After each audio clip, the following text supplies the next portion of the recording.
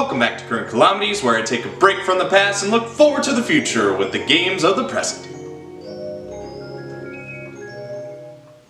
And let me say that for the record, I want to state that Night Trap will never appear on a Nintendo system.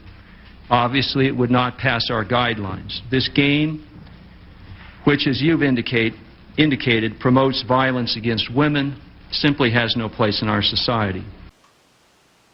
Man, how times have changed. Yes, it's time to talk about the Nintendo Switch port of Night Trap, one of the most controversial games of its day for whatever reason, and one of the factors for the creation of the ESRB, again for no real reason. I mean, compared to Mortal Kombat and Lethal Enforcers that were also under scrutiny, this is the tamest of the lot. But if people can get upset over something like Death Race, then they'll get butthurt over anything. I've had the 32X version of Night Trap for quite a while now, and it's grown on me in some ways, becoming a guilty pleasure of sorts. So when I heard that the game was getting a 25th anniversary revamp, I was silently hyped.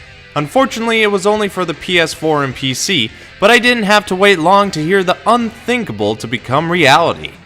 Night Trap would be coming to the Switch. I pre-ordered the physical sucker the instant it went live. I missed out on the collector's edition because it sold out in an instant, but I still got the game.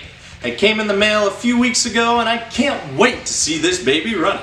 Sorry, Howard, but watch out behind you. Night Trap is here.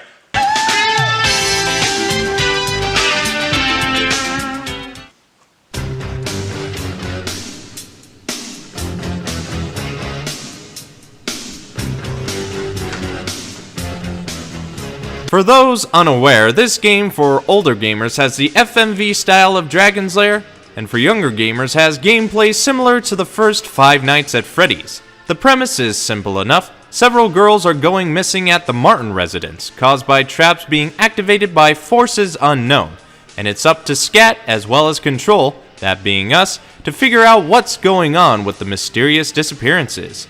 You're in control of the traps, and Scat sent in their best agent Kelly, otherwise known as the drug-addicted corpse from Different Strokes, Dana Plato. May she rest in peace, of course. She's blending in with the other girls going to the residence tonight, and we must protect her and the other girls at all costs while trying to solve the mystery. And after that backstory, the game begins. Throughout this game, you'll be tasked to trap any threat that could cause harm, them being these creatures known as augurs or other people that we'll get to later. You do this by waiting for them to be in the right position for the trap indicated by the sensor that's pulsing here. If it turns red, that's your cue to trap them with the push of a button, and you must go to each and every room at a certain point to trap exactly 100 enemies. The trick is to know when to be in certain rooms. This game is full of trial and error as it is set to a pattern, so you'll need to know where to go when you should to trap augurs or change the trap access code, because that's also a thing. The trap access code is your lifeline to activating the traps during the game. You can change it to 6 different colors, but you should only do it when you need to, as it gets changed periodically by the Martin family. Now, I know that's a lot to handle in a small amount of time. But it's all good, you know why? Because I have all the know-how right here. With this cheat sheet. Not gonna lie, I did have to go look up the timings of traps and code changes because this version, as you could probably see, is not entirely the same. For one thing, the video quality is a lot better than what it was on its Sega CD, 32X, and 3DO versions, but it isn't all the way perfect since the game was remade from the original master footage and it suffers from occasional tear. But it's a minor thing, really. The interface is new and different. You'll be able to see all the rooms at any time with the room selection. But if you're a fan of the old looks, you can always change the interface to one of the older ones, but you'll still be able to see all the augs or story you're missing. Yes, this game does have story beyond what you saw at the beginning. Not that you would be able to see it because you'll be spending most of your time trapping augurs and missing out on what could be considered scandalous dancing and your team biting the drill. But if you're able to catch a glimpse of some story, you can rewatch some of it in the basement. I don't mean my basement, I mean the basement where all the unlockables are. As I said, once you've been able to do certain tasks and watch all the story-related scenes, You'll be able to go into the basement and do numerous things like watch all of the story in the theater, watch a documentary, or an interview with the director, see the timeline that was used during production images, and play the prototype of Night Trap, Scene of the Crime. Number 12, apparently. Know that you'll have to do some unthinkable things in the game to unlock some of these bonus content, like actually botching some traps or letting some characters die. It sounds weird, but it's worth it, and you'll be able to retry at the checkpoint to get that perfect run. And once you've gone through all that, you can try your luck at the Survivor mode, where you must trap augers at random for as long as you can.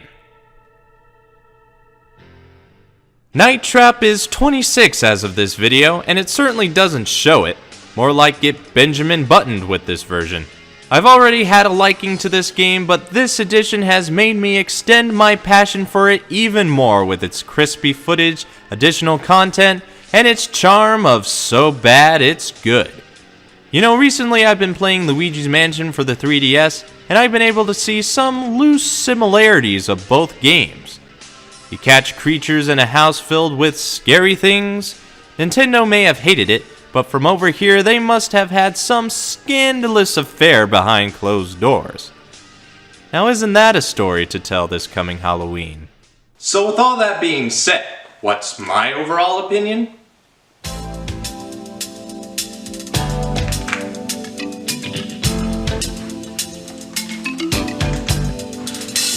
I don't think I've seen so much love and work go into what is really an interactive B-horror flick. The 25th anniversary of Night Trap on the Switch goes to show that with time comes change and mending comes with it. Nintendo has allowed this game to be on their system, and the ESRB has rated this game teen instead of mature. Now if that doesn't say anything about time and change, then I'm at a loss for your thought process. Night Trap is an acquired taste. It may not be for everyone, but I recommend it for anyone remotely interested in gaming history or want to have some laughs, because if you're driving tonight, you'll be caught in the night. Night Trap! Love that song. So what do you think? Do you agree with me, or have your own thoughts? Let me know by leaving a comment. If you like what you see, like the video with those thumbs up. If you think anyone else would like this vid, share it around. And if you want to see more of me, this show, and others, hit the subscribe button. I'm BrianTheBlue, thanks for watching. I'm going back to the past, and until next time, I'll see you in the future.